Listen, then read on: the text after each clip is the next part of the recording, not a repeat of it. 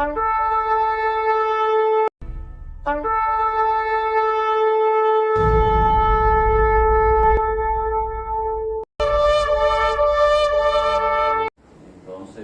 vamos a ponerlo de pie y vamos a comenzar con una oración. Y que las damas sigan viendo perminencia. Su hermana Arismal hace la oración de introducción y aprovecha y cantamos un corito. Lo que Dios ponga, si no es coro o algo, canto. Sí.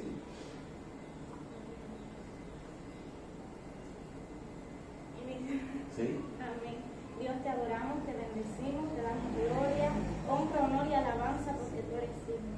Te damos la gracia por permitirnos una vez más reunirnos como una familia en Cristo que somos, Padre de la gloria. Te pedimos perdón, Señor, si en algo te hemos fallado, si hemos pecado contra ti. Te pedimos que cada día nos renueve tu santa sangre, Señor, nos limpie, nos purifique y nos haga, Padre eterno, para que nos acerque más a ti, Señor Todopoderoso. Santifícanos cada día más para así ser igual o semejante al hombre perfecto. Mira, Padre eterno, que te vamos a presentar todo lo que se vaya a realizar en esta noche, que seas tú obrando, hablando a nuestras vidas y que podamos llevar en práctica todo lo que se haga. Implante en el corazón de nuestras vidas, Señor, todo lo que se vaya a decir de tu palabra. Padre de la gloria, eso te lo pedimos a ti, que vives y reinas por los siglos de los siglos. Amén. Santo es el Señor. Jesús está pasando por aquí. Jesús está pasando por aquí. Y con el pasado todo se transforma en la tristeza, en la alegría. Y con el pasado todo se transforma en la alegría para mí, para mí. Jesús está pasando por aquí. Jesús está pasando por aquí. Y con el pasar todo se transforma, será la tristeza, será la alegría. Y con el pasar todo se transforma, será la alegría para ti, para mí. Será la alegría para ti, para mí. Dios es bueno, alábale. Mi Dios es bueno, adórale. Mi Dios es bueno, alábale. Mi Dios es bueno, adórale. Él me libertó, mi vida cambió. Y puso mis pies en la roca firme. Él me libertó, mi vida cambió. Él puso mis pies en la roca firme. Dios es bueno, alábale. Mi Dios es bueno, adórale. Mi Dios es bueno, alábale. Mi Dios es bueno, adórale. Él me libertó, mi vida cambió. Él puso mis pies en la roca firme. Él me libertó, mi vida cambió. Y puso mis pies en la roca firme. Gloria al Señor. Amén. Aleluya. Dios es bueno todo el tiempo. Alabado sea Cristo Jesús.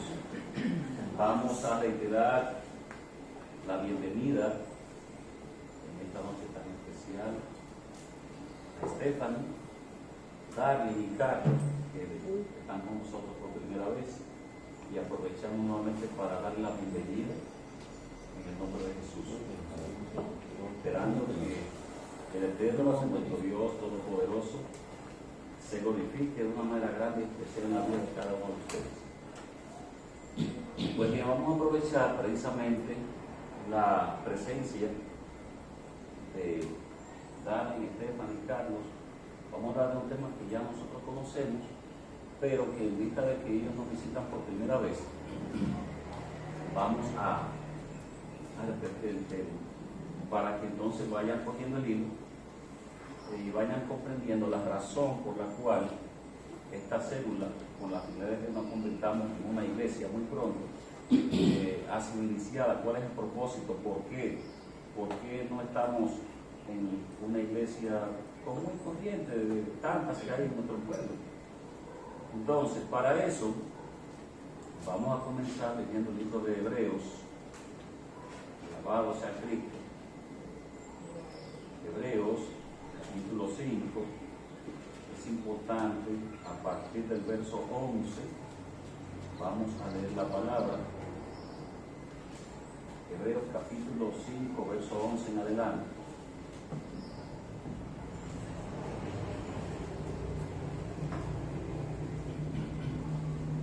¿Todos tienen ya Hebreos 5, verso 11 en adelante? Esperamos que hermano Robinson. Bueno. Amén. Pues leemos la palabra. Bueno, Carlos todavía está esperando, vamos a esperar. Hebreos, que está después de Filemón. Bendito Dios. Filemón, último libro del apóstol Pablo. Hebreos capítulo 5, verso 11 en adelante. Nos va a aclarar un poco. Muy bien. Hebreos capítulo 5, verso 11 nos va a aclarar un poco la razón del por qué estamos acá. ¿Cuál es el propósito que Dios ha puesto en nosotros? Entre muchos propósitos, este es uno de los más especiales. Dice la palabra en el nombre del Padre, del Hijo y del Espíritu Santo. Amén. Hebreos 5, verso 11 en adelante. Acerca de esto tenemos mucho que decir y difícil de explicar, por cuanto se han hecho tardos para oír, porque debiendo ser ya maestros después de tanto tiempo, tienen necesidad de que se les vuelva a enseñar cuáles son los primeros rudimentos de la palabra de Dios, y han llegado a ser tales que tienen necesidad de leche y no de alimento sólido. Evidentemente, el autor de Hebreos está hablando a un grupo de personas ya cristianos, pero que tienen mucho tiempo en la iglesia, sin embargo no avanzan, no aprenden. Y debiéndose ya maestros después de tanto tiempo en la iglesia, hay la necesidad de siempre también lo mismo, porque no han avanzado, no han aprendido, no han llegado a la profundidad de la palabra. Y dice, y todo, verso 13, y todo aquel que participa de la leche es inexperto en la palabra de justicia, porque es niño. Pero el alimento sólido es para los que han alcanzado madurez, para los que por el uso tienen los sentidos ejercitados en el discernimiento del bien y del mal. Vamos a dejarlo hasta ahí. Entonces, precisamente, somos un pequeño grupo que estamos tratando de no quedarnos en la vida a nivel superficial. Pasan los años, vienen los años, tiempo y tiempo en la iglesia y seguimos lo mismo. Nadie aprende nada, nadie sabe el significado de la palabra, no hay interpretación, y la mayoría está en una iglesia en base a lo que dice el líder, sin profundizar realmente si la palabra, eso es lo que está diciendo. Y eso trae como consecuencia que muchas veces se distorsiona la palabra y hay un montón de gente confundida. Y hay un montón de gente que entonces, en vez de alcanzar la salvación con un mensaje que no es el correcto, estando dentro de la iglesia, pueden perderse también por no conocer las profundidades de la palabra. En ese sentido, vamos entonces a hablar del apóstol Pablo. ¿Por qué vamos a hablar del apóstol Pablo? Hay un estudio que nos habla de los misterios que Dios reveló a Pablo. ¿Qué fue lo que Jesucristo, cuando Pablo iba camino a Damasco, sea caballo, sea camello, sea a pie, el asunto que cayó? Y Jesucristo se le presenta a Pablo, y entonces a partir de ahí, Pablo, que se llamaba Saulo antes de ese momento, se cambió el nombre después de ese evento. Era Saulo antes.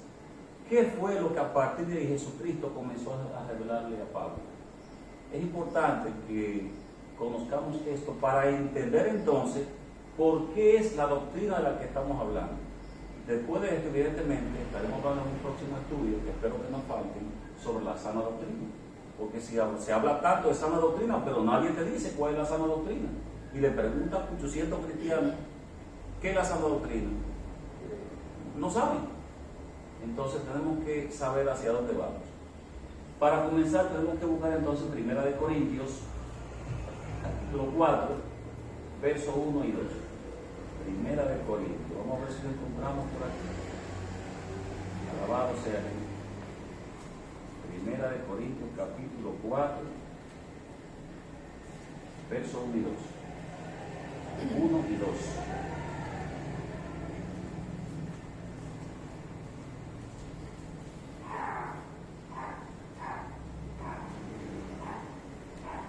Leo en el nombre de Jesús. 1 Corintios, capítulo 4, verso 1 y 2. Saben que el apóstol Pablo fue el que escribió este libro, ¿verdad? Dice, en el nombre de Jesús: Así pues, téngannos los hombres por servidores de Cristo y administradores de los misterios de Dios. Verso 2. Ahora bien, se requiere de los administradores que cada uno sea hallado fiel. Entonces dice Pablo que deben tenerlo por servidores de Cristo y administradores de qué. ¿Administradores de qué? No, de los misterios de Dios. Entonces vamos a hablar de esos misterios. ¿Cuáles fueron los misterios que Dios le reveló a Pablo? Entendiendo algo. Cuando hablamos de misterios, ¿creen que hablamos de un libro que es el catolicismo, que se llaman los misterios? No. ¿Creen que son los misterios de hechicería? No. Entonces, ¿por qué es un misterio? Ya ustedes conocen la respuesta, pero yo quisiera oír. ¿Por qué es un misterio? Yo no sé, yo creo que un misterio es porque hay cosas que uno desconoce.